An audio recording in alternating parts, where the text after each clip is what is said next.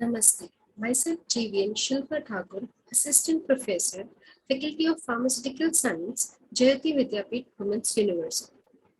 Today's my topic is hygiene and health. First, what do you mean by hygiene? Hygiene is derived from the Greek word that is hygia. Hygia means goodness of health. It is health in a good condition. Hygiene is defined by WHO as it refers to the conditions and practices that are used to maintain health and prevent the spread of disease. Hygiene is defined as science and art which is related to the protection and promotion of good health. Here, we talk about hygiene, that means the conditions or the practices that we carry out so that we can keep ourselves healthy and by being healthy, we can prevent the spread of diseases to ourselves and even to the surroundings and others. Next, let us talk about health. So, the definition of health that is given by WHO is health is a state of complete physical, mental, and social well-being, and not just the absence of disease. Whenever we talk about health, everyone has a notion that health means that there should be no disease or there should be absence of the disease. But health is not just limited to the absence of disease. Along with that, it is also related to the physical health, mental health, and obviously the social well-being, and all in one combination, it defines health. Here, life can be defined as ability to improve physical, mental, and social irritation for a lifetime. Next, let us have a clear understanding of the health by talking about types of health. Types of health are divided into two types, that is physical health and mental health.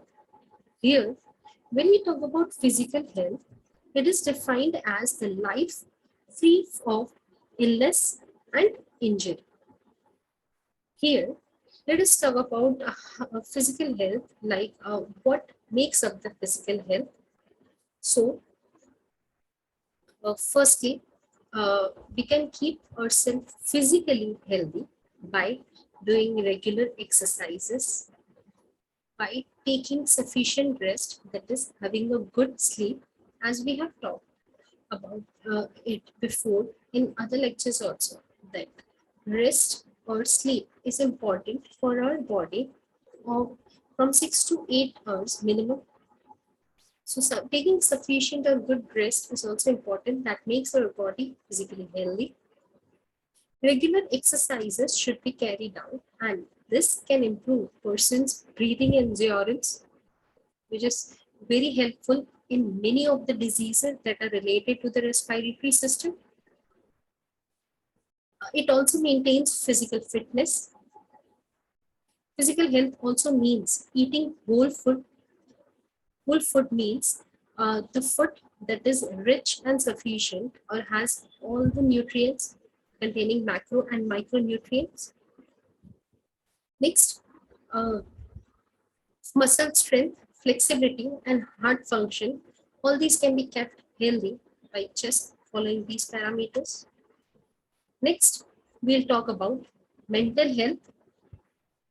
Mental health means person's emotional, mental, and social health. In mental health, all the parameters are included that is related to the emotional, mental, and social health. It is not just about the absence of anxiety, depression, and any other disturbances. As we talked about health, that was the absence of any disease. Many times, mental health is defined as only the absence of anxiety, only the absence of depression. As a person is not mentally disturbed, is not in depression or anxiety, that means he's mentally healthy. It is not the case. Mentally healthy person means that a person is emotionally strong, means he's mentally strong, and even socially or his social background is strong. We have talked about it already in our sociology and health chapter. Mental health depends on uh, many factors are involved uh, for making a person mentally healthy. It depends on feeling safety and security, as a person should feel that he's safe and secure. He has no safety issues and no security issues. A person can make important contribution to the communities. He's so mentally strong, he's emotionally strong that he can make many new contributions, many good contributions to the community. He can adapt to the difficulties in his life, in his surroundings, in the community, and can overcome the same. He can help others. He can stay positive, and by staying positive, he can spread his positivity. He can spread his positive aura to the people, to the surrounding, to the society, to the community. He can very well connect with people, communicate easily with the people, and share his views, share his positivity to the people. Next, let us talk about types of hygienes. Here, hygiene is divided into three types: industrial, community, and personal. Let us talk about it one by one. First, let us talk about industrial hygiene. As the name suggests, it is related to the industry. In industrial hygiene, we will talk about it is defined as identifying, accessing, anticipating, or controlling or assuring any occupational hazard or risk to the person or to the employee that may result in his illness, injury, or can affect his health. Means we have to identify, or we have to control. We have to firstly identify in every occupation or a person is undergoing this occupation, is this occupation free from any hazard, or is there any occupational hazard involved in the occupation, or any risk related to the occupation that can make a person ill or that can cause any injury to the person, to the employee who is working.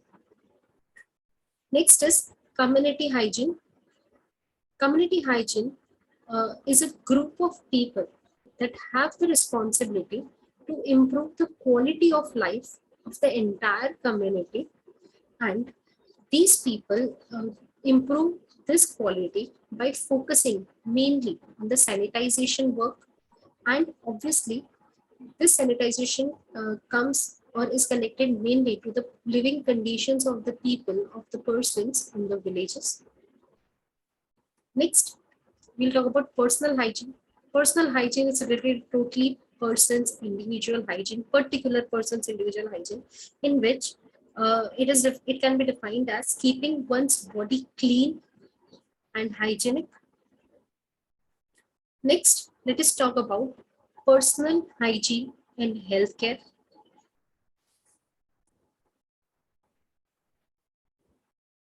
In personal hygiene and healthcare, we will discuss about some of the parameters that will keep our body clean and hygienic.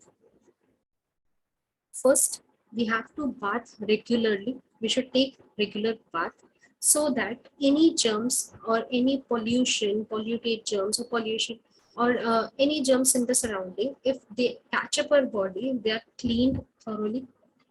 Next, we should change our clothes daily on a regular basis so that the clothes that are affected by the pollution does not affect our body. We should cut our nails, as this nails as the dirt that is gathered in the nails does not harm our body by entering our body through food or when we eat or when we clean ourselves. Next, wash your hands. We should wash our hands daily. In this corona time, we have been very clearly or goodly habituated to wash our hands daily, to keep ourselves clean, to regularly look after ourselves. So cleanliness, health, hygiene. Corona or COVID has brought these awarenesses in our lives, that was a major part of our life, that should have been already in our lives, so that these conditions or such pandemics do not interfere in our lives in further times. Next is washing the scalp. The scalp or the hair should be washed at a regular basis, uh, uh, every after 2 days, 3 days, or any such time period decided for a particular person. Keeping the scalp clean is also important, as when we move out or when we go somewhere, when we travel, the dirt that is in the air, sometimes in the air or anything, it sticks to our hair, and it can also create a problem, or it can also uh, cause any healthcare problems to us. Brushing teeth, we should regularly brush our teeth, hair removal, and also exercise. Next, let us talk about principles of hygiene, personal hygiene. Health practices that directly affect person's mental, physical, or social health. What will come in personal hygiene principles? So, some of the health practices that directly can affect our regular health. We should practice good hygiene. We should protect our body from microorganisms, and that can be done through having good habits that we have discussed right just above it. Preventing cross contamination by keeping ourselves clean and even helping others that we do not spread the diseases. What are the objectives of personal hygiene? It is first to improve the quality of life by keeping ourselves, our personal hygiene, keeping ourselves hygienic or healthcare free, healthcare. We can improve our quality of life. We can defend oneself from sickness. We can defend ourselves from being sick. We can improve our health. Next, let us talk about personal hygiene. In personal hygiene, we'll talk about improving self-esteem in society, maintaining resistance to infection, promoting good and mental health. We can promote our mental health. We can prevent ourselves from diseases. We can improve our quality of life. We can promote our community and even our spiritual health. Next, benefits of personal hygiene. Contribution to the environment. By following this personal hygiene, we can benefit. We can contribute to the environment, as we can keep the environment clean, as we can improve our immune system. Various diseases can be controlled, as we just now discussed about the COVID. We can improve our health status. We can regularly washing hands can can prevent spreading of the germs. Keeping a good hygiene can enhance human communications. Employees that are pharmacists, health professionals, they always need, or they do keep high hygiene, so that they do not spread the diseases to the consumers, as many of the patients come in their contact. For having a good uh, hygiene, keeping a good personal hygiene, being hygienic, being having a good health, or creating a good healthcare system for ourselves, there are some of the habits that we have to avoid. Some avoidable habits include will be eating at the working desk. We should never eat at the working desk, as it is not a good habit. Leaving dirty dishes around public locations, it can totally just attract mosquitoes, germs, and everything, and of course the diseases after that. Sneezing without covering mouth. This won't be a case after the COVID, but there is a point that it should be always avoided of sneezing without covering our mouth. Not flushing the toilet. We should always flush our toilets after every use, in fact.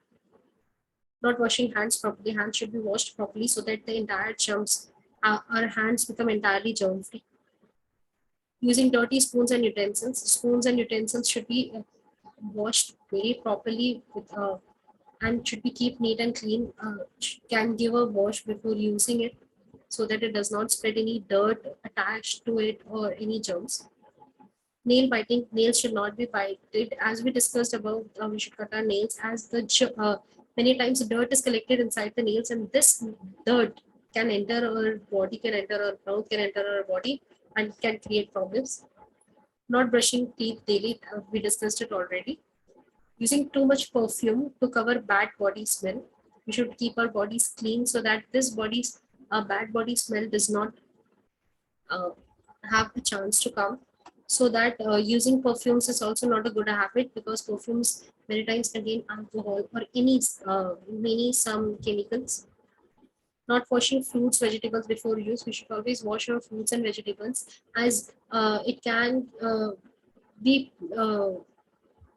available with pesticides that were sprayed on them. So it is really good habit to allow accept that we should wash our fruits and vegetables before use, and it is a bad habit that we do not do so. Improper disposal or sanitary protection items. When we use sanitary items, which they should be properly disposed so that the germs that do not get attracted or do not get spread to other persons. Thank you.